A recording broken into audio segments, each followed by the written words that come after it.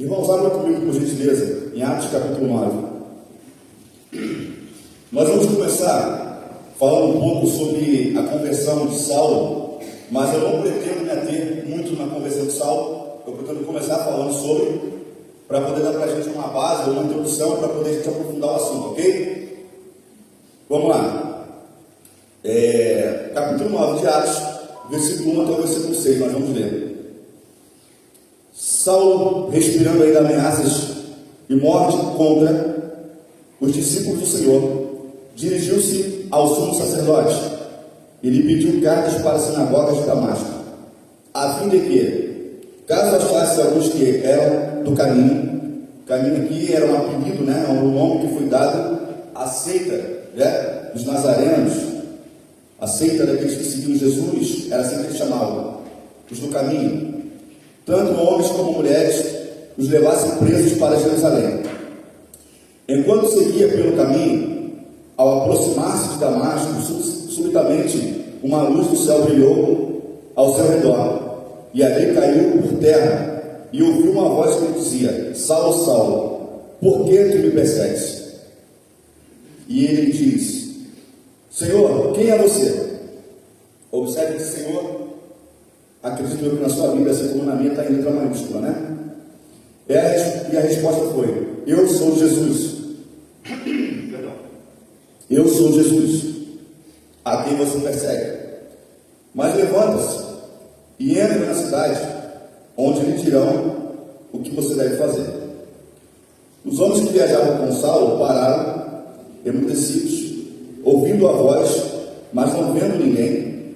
Então Saulo se levantou do chão e, abrindo os olhos, nada podia ver, e guiando pela mão levaram-no para Damasco. E esteve 3 dias sem ver, durante os quais nada comeu e nada bebeu. Versículo 10. Havia em Damasco um discípulo chamado Ananias. O Senhor lhe apareceu numa visão e disse: Ananias. Ao que ele respondeu: eis-me aqui, Senhor. E então o Senhor disse: levanta-se e vá à rua que se chama Direita, e na casa de Judas procura um homem de Tarso chamado Saulo. Ele está orando. Ele numa visão viu entrar um homem chamado Ananias e pôs-lhe as mãos para que recuperasse a vista. Ananias, porém, respondeu: Senhor, de muitos tenho ouvido a respeito desse homem, quanto mal tem feito aos seus santos em Jerusalém, e aqui em Damasco ele tem autorização dos principais sacerdotes para prender todos os que invocam o teu nome. Mas o Senhor disse a Ananias: vá, porque este é para mim um instrumento escolhido para levar o meu nome diante dos gentios e reis, bem como diante dos filhos de Israel. Vamos só repetir essa última parte? Vá, porque este é para mim um instrumento escolhido para levar o meu nome diante dos gentios e reis de Israel, bem como diante dos reis e dos filhos de Israel. Beleza, só isso aí. Pai, em nome de Jesus, damos graça por essa palavra. Louvamos o teu santo nome, Senhor, porque queremos que realmente o Senhor tenha nos direcionado a um caminho profético e apostólico. E nós estamos aqui, Senhor, para poder ser ministrados por essa palavra, porque precisamos crescer na graça e no entendimento daquilo que o Senhor tem construído dentro de nós e através de nós, nesse lugar, nesses dias. Dá-nos, Pai, revelação, dá-nos entendimento. O Espírito de sabedoria e profecia, Senhor, trabalhe nesse lugar com liberdade, dilatando o nosso entendimento, dilatando o nosso coração e nossa compreensão acerca da tua vontade e propósito com essa igreja, em nome de Jesus, amém. Irmãos, vamos lá, vou tentar ser didático e objetivo ao mesmo tempo. Nós temos aqui, de uma maneira bem resumida, a história da conversão de um homem chamado Saulo. Saulo, ele era um fariseu, ele pertencia, além de ser fariseu, ele pertencia ao Sinédrio. O Sinédrio era a elite religiosa dos fariseus, ou seja, o cara era um membro da elite religiosa dos judeus, porque os fariseus por si só já eram uma elite religiosa, digamos assim, com a linguagem bem popular, de alta patente, no meio dos judeus. Eram doutores, eram homens extremamente conhecedores da lei, da palavra, da Torá. Só que Saulo, além de pertencer ao grupo dos fariseus, além disso, ele pertencia ao Sinédrio, que era a elite dos fariseus. Ou seja, cara pertencia à elite da elite. Só para a gente ter uma dimensão de quem era esse camarada. E esse Saulo, ele era um líder religioso extremamente promissor. Poderíamos dizer que ele seria o Neymar da geração dele, né? Do meio ali dos fariseus, do meio religioso, porque todo mundo olhava para ele e via que ele era um jovem, ele era bem jovem para os demais fariseus, e o camarada tinha um conhecimento brutal da Torá, das Escrituras, e mais do que isso, ele tinha um zelo muito profundo acerca da lei de Moisés. Ou seja, era um jovem de profundo conhecimento e extremamente zeloso da lei. E por ele ser extremamente zeloso, o que ele compreendia? Ele compreendia que a missão dele era combater a seita dos nazarenos. Em outras palavras, a seita daqueles que pertenciam ao caminho, aqueles que seguiam Jesus. Por quê? Porque na compreensão de Saulo ele entendia que aqueles que seguiam Jesus eram hereges. Eles tinham que ser presos e serem mortos, se possível, por causa da heresia que estavam cometendo contra a lei de Moisés. E aí esse camarada, dado o momento, ele vai lá, não contente com tudo que ele já tinha feito, e ele pede carta, ou seja, ele pede autorização aos principais sacerdotes de sua época para poder ir a Damasco, e lá chegando, ele conseguia atacar a igreja que ali se reunia naquele lugar. E ele concede toda essa autorização, pega a sua comitiva de soldados, a ele delegado, e ele vai em direção a Damasco. Porém, no meio do caminho, o que acontece? Uma forte luz vem sobre Saulo e sobre a sua comitiva, e é uma luz tão forte, tão poderosa, que o cega, e ele cai ao chão. Geralmente, quando nós vemos filmes e séries retratando sobre a vida de Paulo, ou de Saulo nesse momento, a gente até na Record estava observando isso. Geralmente a gente retrata esse momento como Saulo caindo do cavalo, né? É claro que isso dá uma boa história, né? O homem que caiu do cavalo, literalmente caiu do cavalo. Mas o fato é que a Bíblia não fala que ele estava a cavalo. A gente pressupõe que ele estava andando a cavalo, certo? Mas o fato é que ele cai ao chão, cego para aquela luz, cegado por aquela luz, e aí ele ouviu uma voz falar com ele, ele falou: Saulo, Saulo, por que tu me persegues? E aí quando ele ouve aquela voz, com todo o entendimento que ele tinha da lei, ele entende que aquilo ali não é algo comum, aquilo era Deus falando com ele. Ele fala: Senhor, quem é que fala comigo? Ele sabia que não era um homem, não era alguém comum que estava falando com ele, era alguém muito mais sobressalente do que ele. E aí ele fala: eu sou Jesus, aquele a quem tu persegues. E a partir daquele momento, a vida daquele homem começa a sofrer uma transformação profunda e radical. E aí ele fala o seguinte: olha, ele fica cego a partir daquele momento, e Jesus dá as orientações para ele: você vai procurar a cidade tal, na rua tal, você vai encontrar uma casa assim assada, você vai se hospedar lá, e você vai ficar lá, porque eu vou mandar alguém te dar as próximas instruções para a sua jornada, para a sua vida. E beleza, conduzem Saulo até esse determinado lugar onde Jesus falou que ele estivesse, e ele lá permanece. E diz aqui o texto que nós lemos que ele ficou 3 dias sem enxergar nada, sem comer nada, sem beber nada. Ou seja, muitos acreditam que nesses 3 dias Saulo estava num estado de arrebatamento, né? Digamos assim. Eu acredito que foram 3 dias onde Saulo, com certeza, ele teve experiências muito profundas com Cristo. Por que eu estou falando isso? Porque nós vamos ver que Saulo, ele é contado entre os apóstolos, os 12 apóstolos, ou entre os primeiros apóstolos.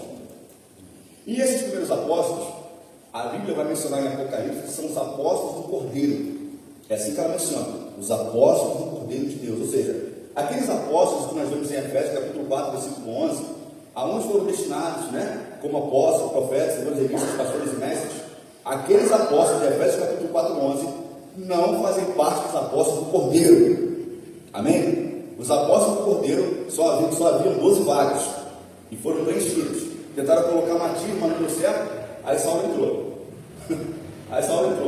Mas o fato é o seguinte: havia um critério para ser contado como um apóstolo do Cordeiro, e esse critério era, um especificamente, ou um principal, era: os apóstolos do Cordeiro precisavam ter visto Jesus, precisavam ter tido contato pessoal direto com Jesus.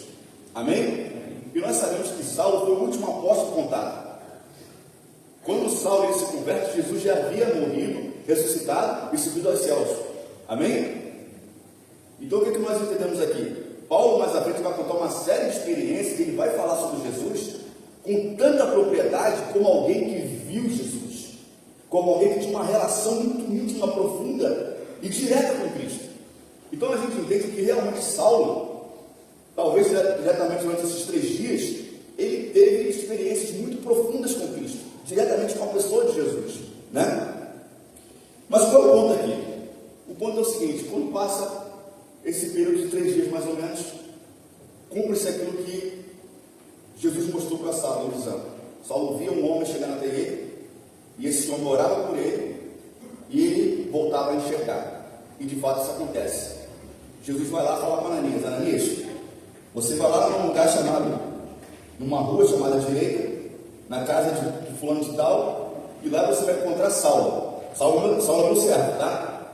E você vai orar por ele, e ele vai voltar a enxergar. E aí Ananias, naturalmente, como todo homem são da cabeça, vai falar: Jesus, eu não vou orar nesse cara não, esse cara aí é o camarada que todo mundo fala, que prende, né? Que massacra, que aspira a morte contra os cristãos, e esse camarada, se eu for lá, ele vai querer me prender ou me matar. E aí Jesus continua, e insiste com ele: não, você vai sim, porque esse camarada é meu escolhido para um propósito, para uma obra. Eu enviarei para os gentios. Olha só, Jesus desde o princípio deixa claro a quem Saulo seria destinado, ministerialmente falando. Ele fala: eu enviarei para os gentios, e ele estará diante de reis, né? Diante dos meus filhos em Israel. Ele será alguém importante para mim, e você vai. E de fato Ananias vai lá e cumpre em obediência àquilo que Jesus ordenou. E aí, meus irmãos, eu quero começar dando aqui a vocês é o seguinte: que quando nós falamos sobre o que é apostólico, ou sobre o apostólico, aqui representado na figura de Saulo, nós precisamos entender primeiramente uma coisa: nós estamos falando de fundamentação. O apostólico, ele está sempre ligado de alguma maneira àquilo que é fundamento, ou aquilo que fundamenta a igreja de Cristo, aquilo que fundamenta a igreja do Senhor. Amém? E aí Jesus vai pegar e vai usar quem? Ananias. Gente, desculpa a pergunta, mas quem foi Ananias? Se eu perguntasse para vocês, ou em qualquer outro ambiente, né, eclesiástico, gente, vocês lembram de Ananias? Eu acho que a maioria de nós vai lembrar de Ananias de Safira, não é? Que mentiu para Pedro, aquela situação toda. Eu acho que a gente consegue lembrar mais no primeiro momento de Ananias e de Safira do que esse Ananias que orou para o Saulo. Não é verdade? Então assim, cara, quem é esse camarada? Gente, Deus usa um homem simples, usa um anônimo da época, alguém que não tinha fama, não tinha reputação, não tinha nada de especial, usa um irmão comum, assim como eu e você, para poder orar por um cara que seria peça fundamental para a igreja de Cristo Jesus.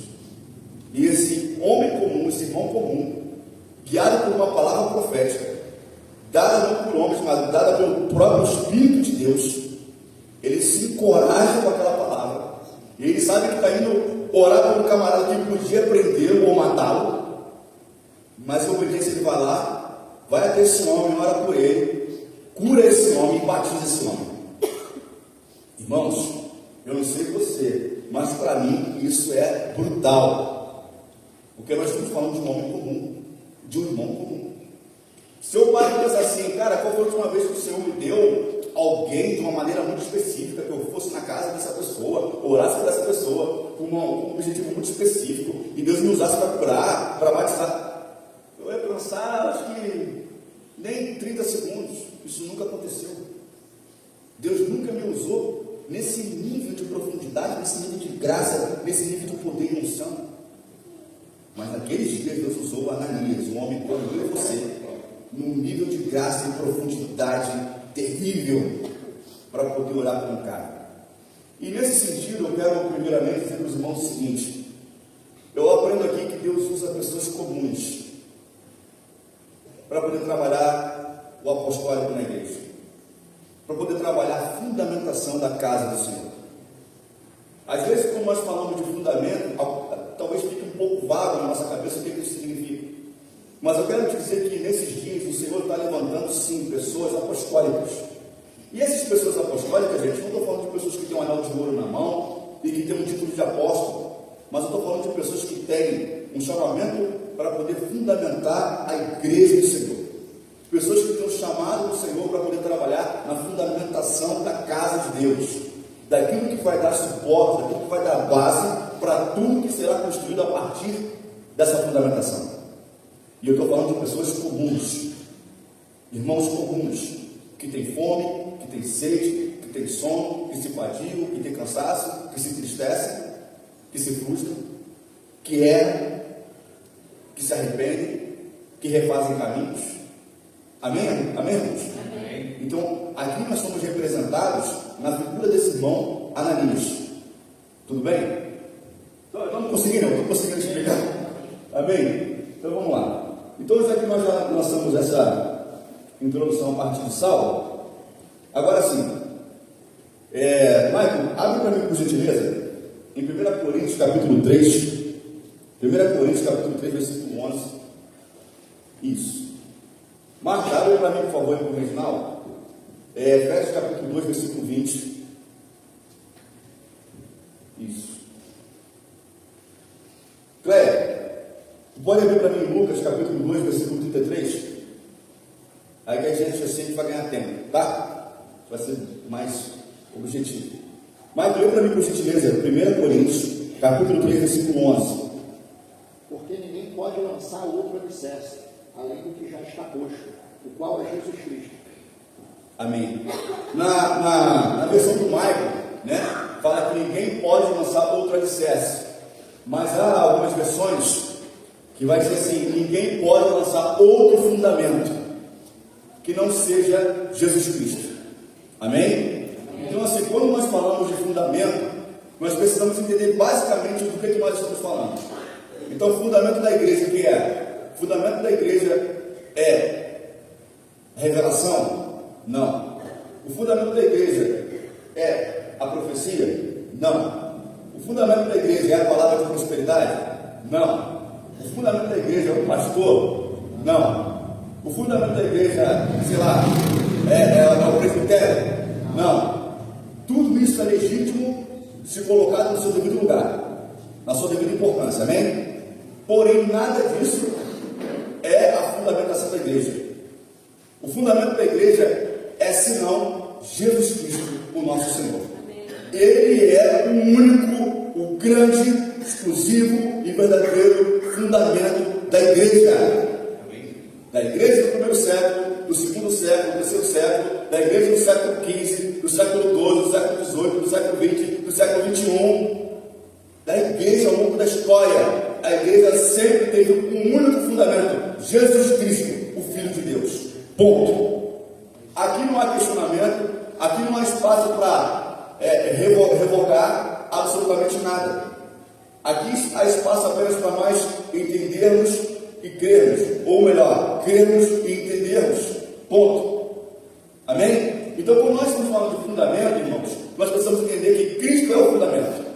O que fundamenta a igreja do Senhor é Cristo, e ponto final. Não há espaço para nada mais, não há espaço para nenhuma outra pessoa, apenas Jesus Cristo. Dito isso, nós precisamos compreender o seguinte: se quando nós falamos daquilo que é apostólico, isso menciona diretamente aquilo que é o fundamento da igreja, significa que o ofício apostólico, ou o trabalho apostólico, é um trabalho de fundamentação da igreja, no sentido de colocarmos Cristo como aquilo que sustenta todas as coisas na igreja. Ele é a base. Ele é a base para estabelecermos comunhão. Ele é a base para estabelecermos a oração. Ele é a base para estabelecermos o ensinamento. Ele é a base para estabelecermos todas as coisas. Amém? Amém. Ele é a base, ele é o fundamento. Agora, Efésios capítulo 2, versículo 20, eu pedi para quem ler. Foi Marco? Lê para mim, por gentileza, Marco. Trata sobre o fundamento dos apóstolos e dos profetas, sendo o próprio Cristo Jesus a principal pedra angular desse alicerce. Amém. Obrigado. Irmãos, nós estamos vendo aí, na leitura que a Marta fez, e que está ali em cima também, que Jesus, ele é dito, ele é nos apresentado pelos próprios apóstolos e pelos profetas como a grande, ou a principal, ou a pedra angular que fundamenta a igreja.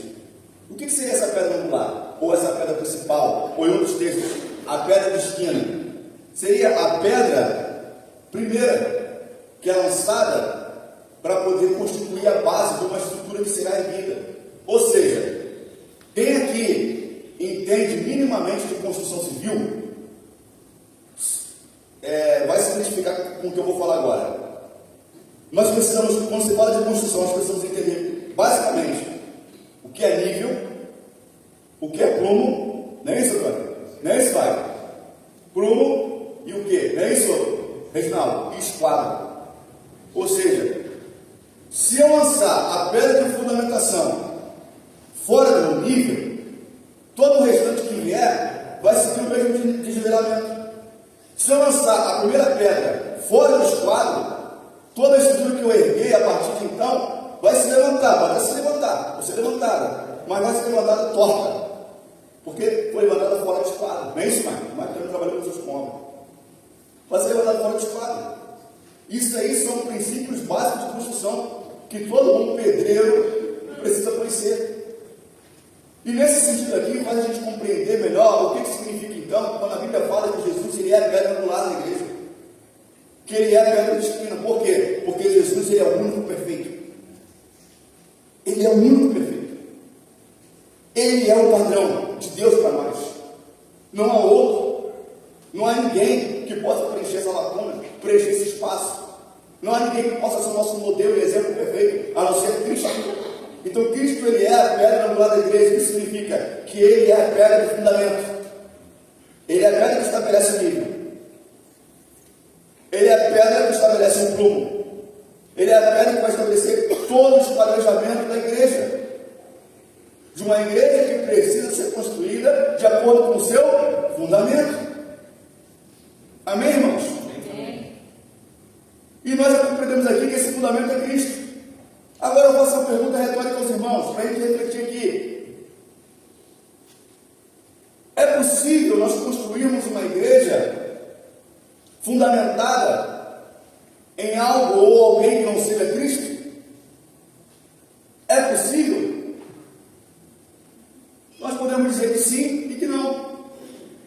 Sim, porque é o que nós vemos acontecer em muitos lugares, igrejas locais, né? Igrejas locais sendo construídas em cima de motivações erradas, intenções erradas, igrejas que são plantadas a partir de divisões, de rebeliões, de separações, de irmãos que se rebelam contra a sua liderança, vão lá e abrem, plantam outras igrejas. Sim ou não, irmãos? Sim.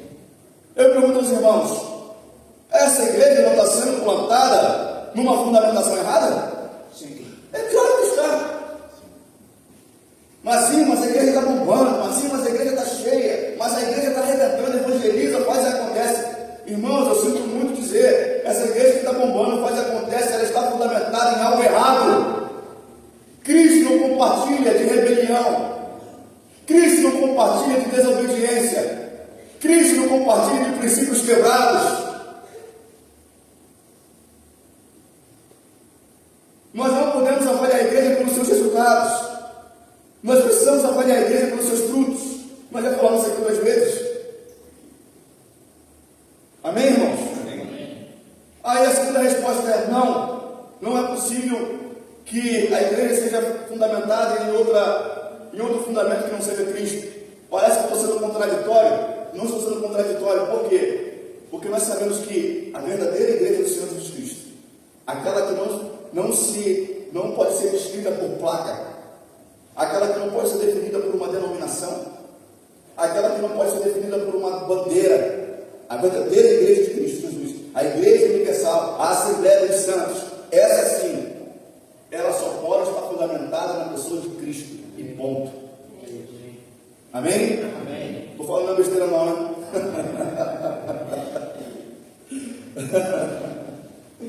Ai, ai. Irmãos, aqui eu quero enfatizar com os irmãos um ponto. Aqui a Bíblia fala o seguinte: o fundamento dos apóstolos e dos profetas. Por que é fundamento dos apóstolos e dos profetas? Porque os apóstolos do Cordeiro, eles eram exímios intérpretes da Torá e das profecias. Aqueles homens simples, semi-analfabetos, pescadores iletrados, ao caminharem com Jesus, ao aprenderem com Jesus e ao receberem do seu Espírito, se tornaram exímios investigadores, historiadores e intérpretes da lei mosaica e das profecias. Sabe o que isso significa? Significa que tudo que esses homens faziam, eles faziam a partir de um exame profundo da lei e das profecias. Eles pegavam as profecias de Isaías, as profecias de Jeremias, de Ezequiel, de Daniel, de Joel, e eles interpretavam aquelas profecias para entender o que estava acontecendo e aquilo que ainda iria acontecer. Aonde nós vemos isso?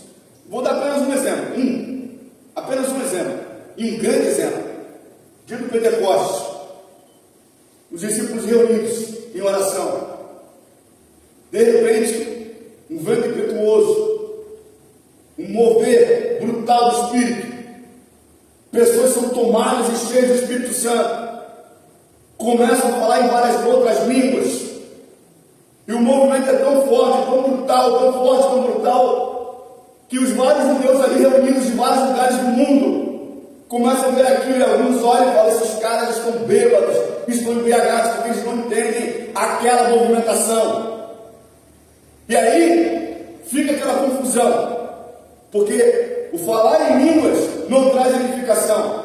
Amém ou não amém, irmãos? Não é isso que Paulo nos ensina? Mas o que traz edificação? Segundo Paulo, a profecia. A profecia. Aí se levanta um camarada lá, formado e doutorado no barco de pesca.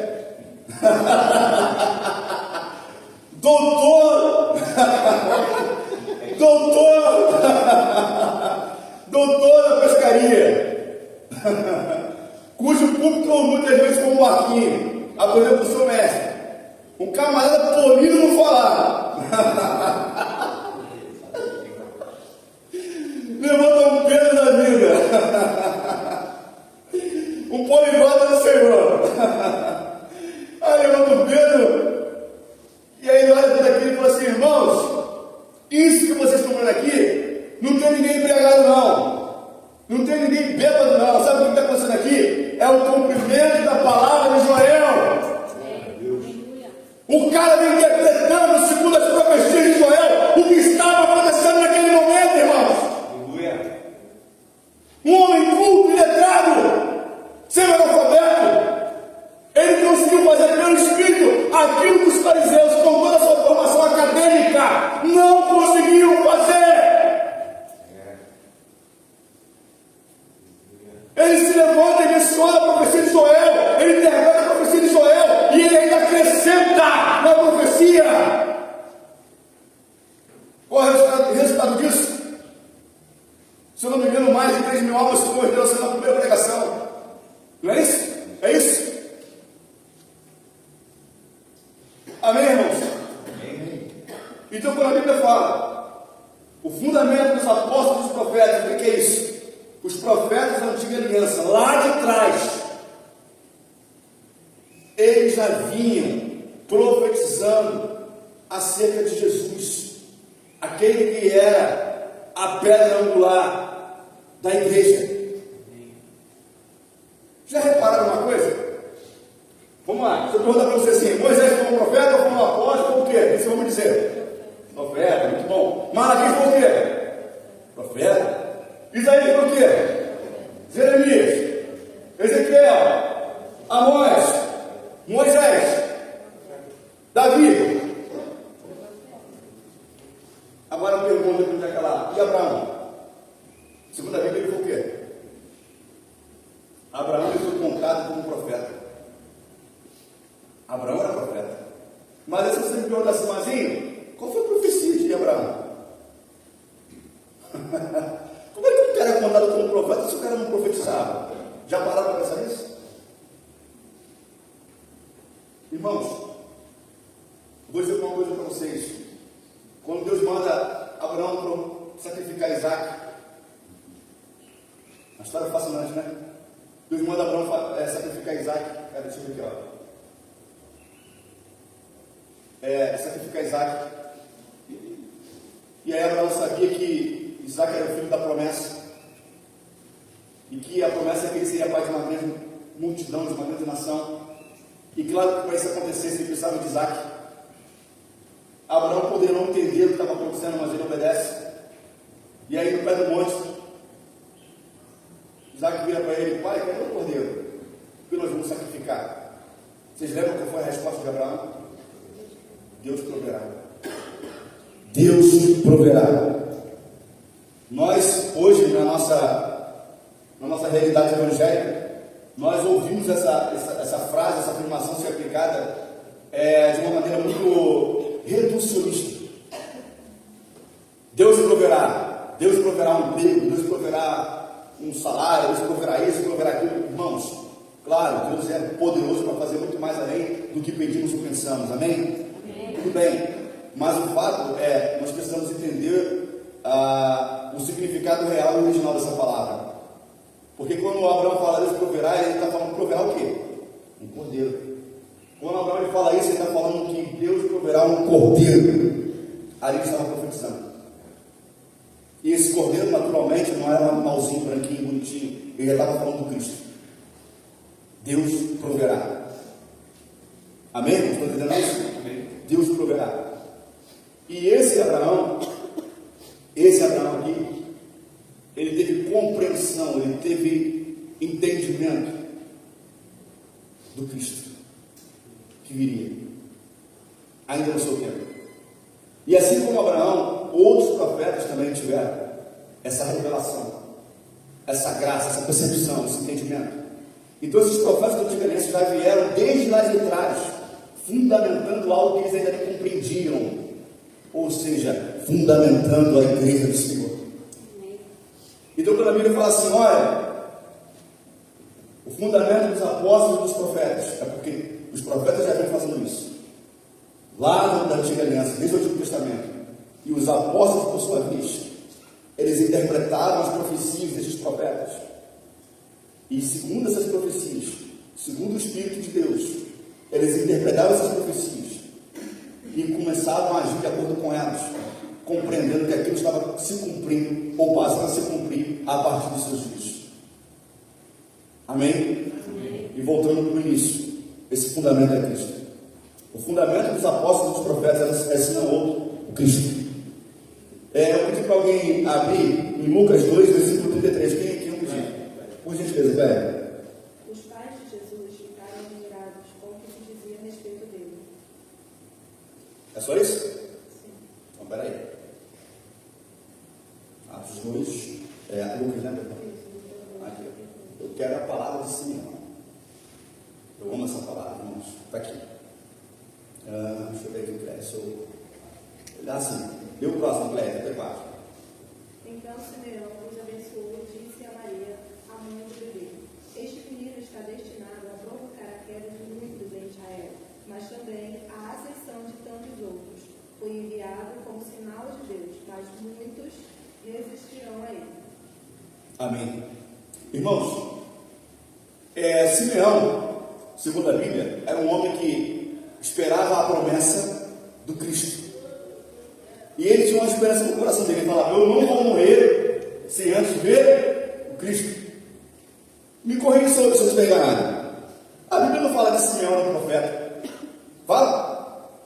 A Bíblia não fala que Simeão era um sacerdote. Fala, mãe. Fala, irmão. A Bíblia não fala que Simeão, sei lá, era um sacerdote, um sumo sacerdote, um escriba. Fala alguma coisa nesse sentido? Fala que era um homem que aguardava a manifestação de Cristo e que ele dizia que ele não ia morrer sem ver o Cristo, cara. Voltamos lá do princípio. Mais uma vez, Deus revelando coisas profundas a homens simples, a homens comuns. Amém?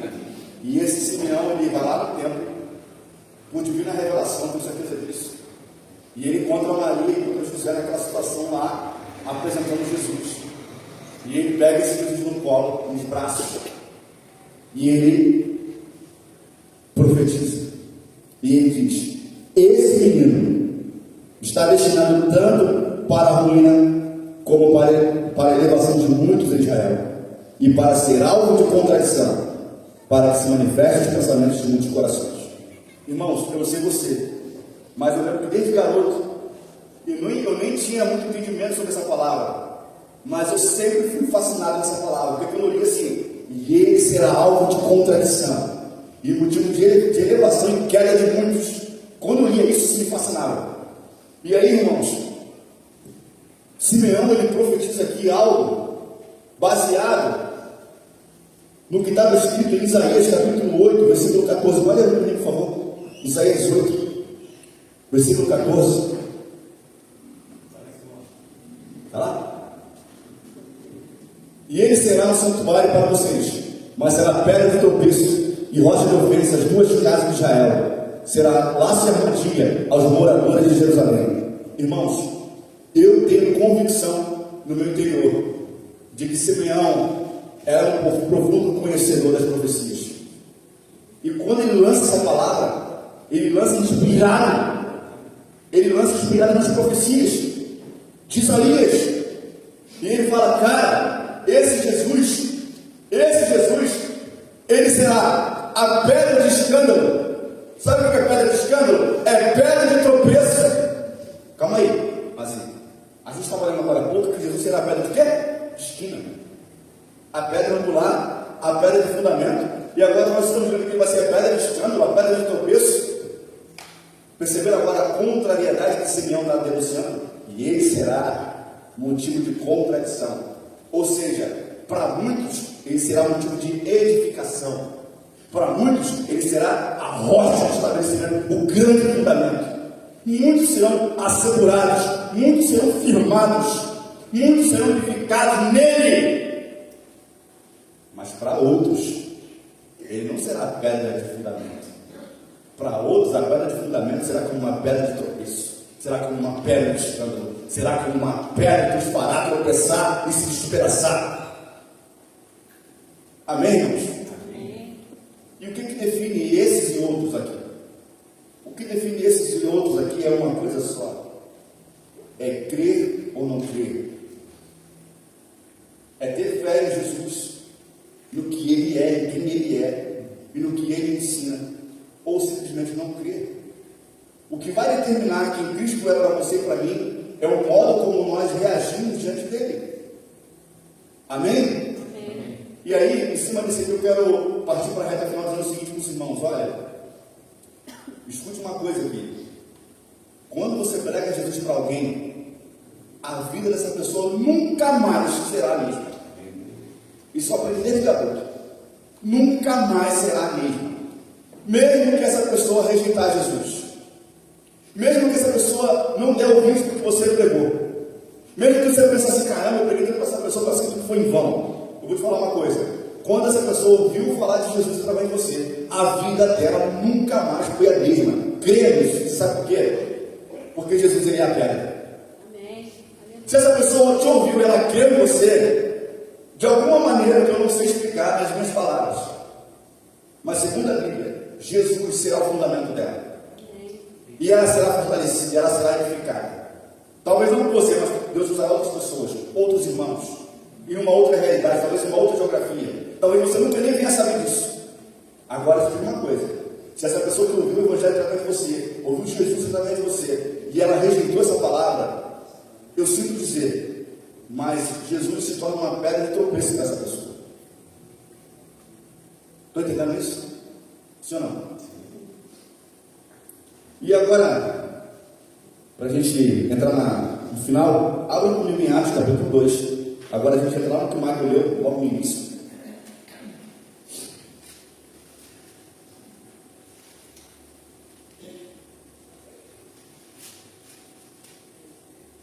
Atos capítulo 2, versículo 42. Assim.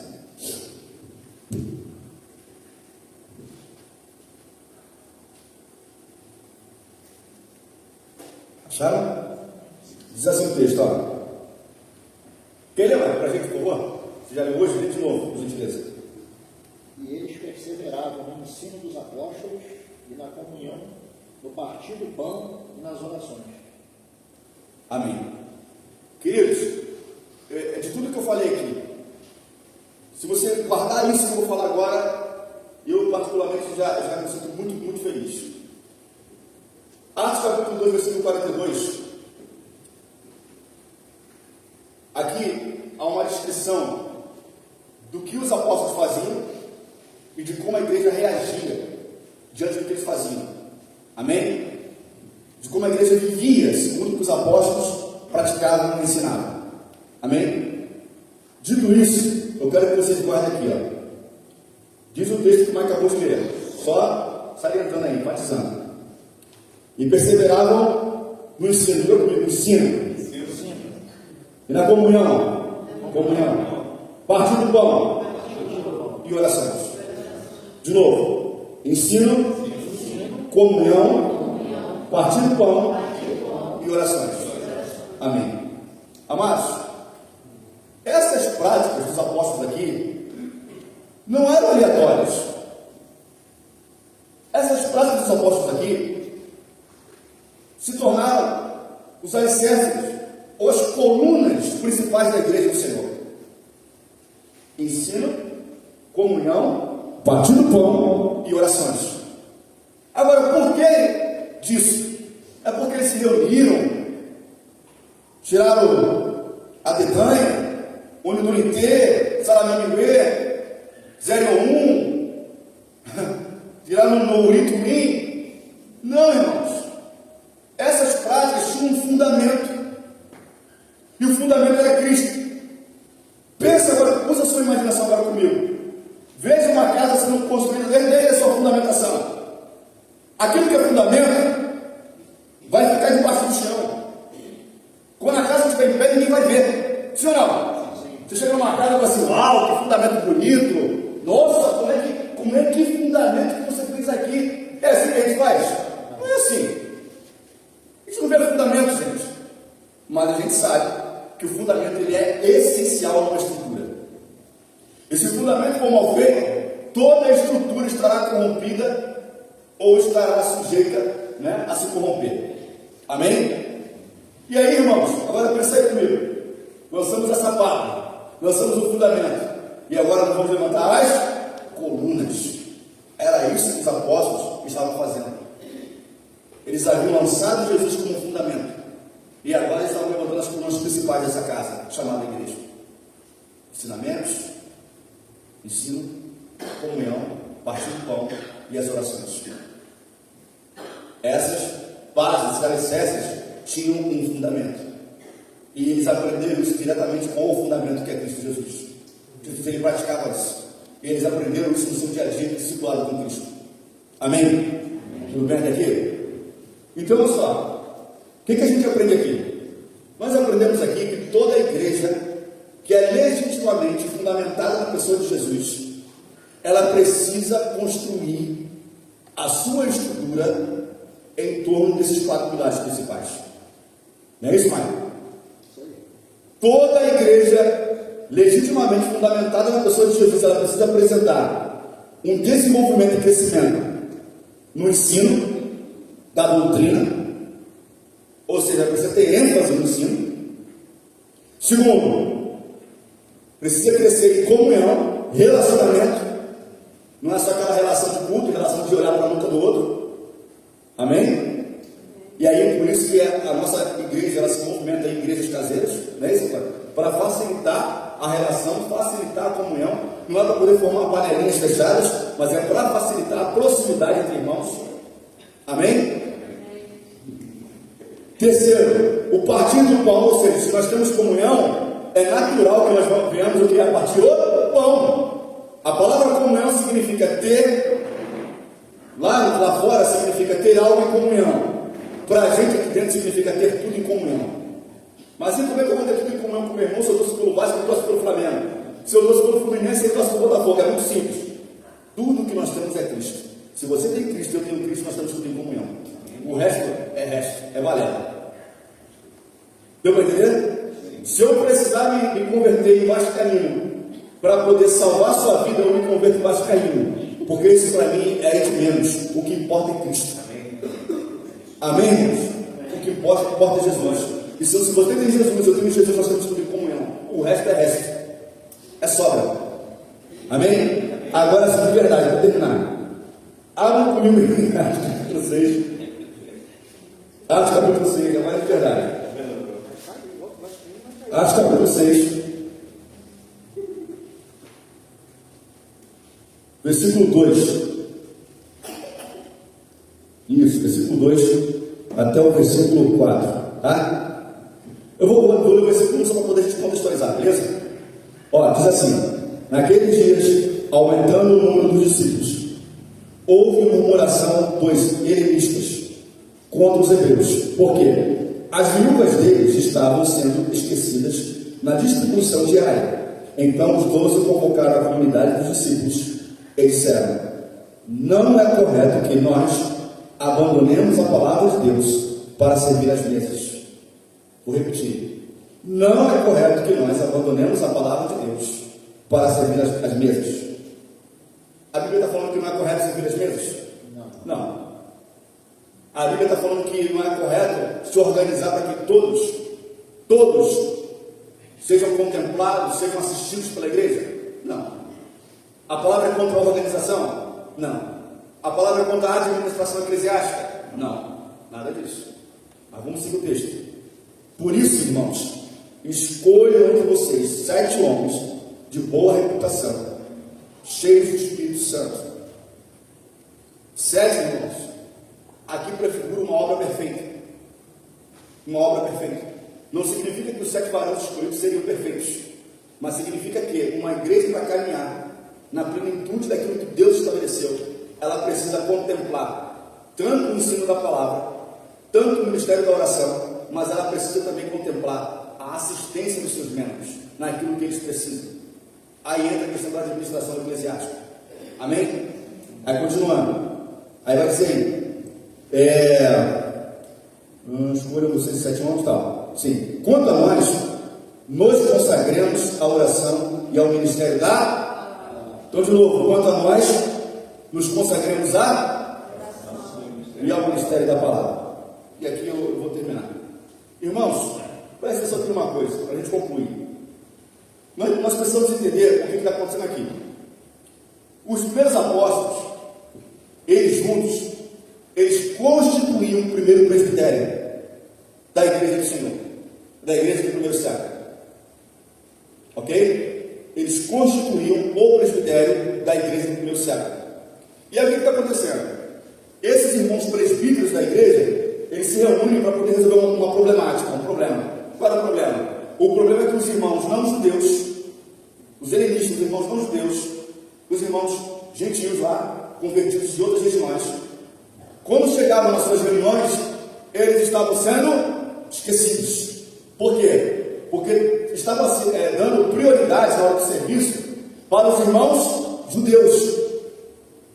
Ok? Para os irmãos, digamos assim, de casa. E aí o que acontece? Começa a haver uma série de reclamações e murmurios em relação a isso. E reclamações legítimas. Sim ou não, irmãos? Legítimas. Eles estão sendo esquecidos, tinha que mais do que reclamar mesmo. E aí o que acontece? Os presbíteros se reúnem, e aí eles chegam a um veredito, eles chegam a uma conclusão. Olha só, não é justo que os irmãos fiquem sem ser assistidos, sejam esquecidos. Porém, também não é justo que nós abandonemos ao ministério da palavra para servir nas mesas. Amém? Então, o que nós vamos fazer? Vamos escolher 7 homens de boa reputação, cheios do Espírito Santo de Deus, para poder servir a igreja do Senhor nesse serviço, nesse trabalho eclesiástico, de poder administrar os bens da casa de Deus. Podemos colocar dessa forma, para poder servir a mesa dos irmãos.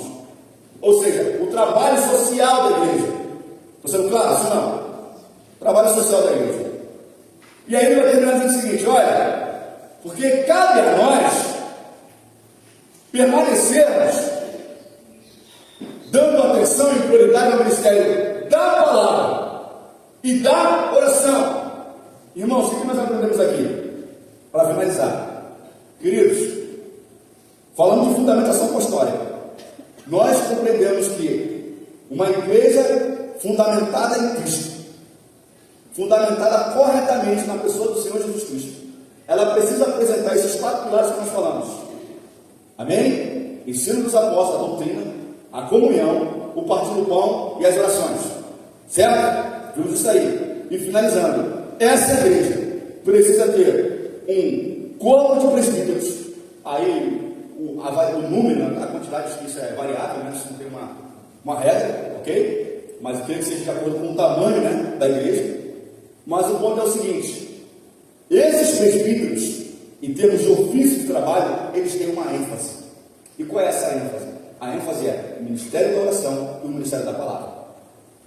Todo presbítero da casa de Deus, independente de sua denominação, independente de ser pentecostal, neopentecostal, tradicional, seja lá o que for, o presbítero da casa de Deus, ele tem como ênfase o ministério da palavra e o ministério da oração. Todo presbítero precisa ser um homem de oração, dado à oração, inclinado à oração, e precisa ser um homem inclinado, dedicado, zeloso pelo ministério da palavra. Mas o que significa isso? Todo presbítero precisa ser um apóstolo? Precisa ser um apóstolo Paulo?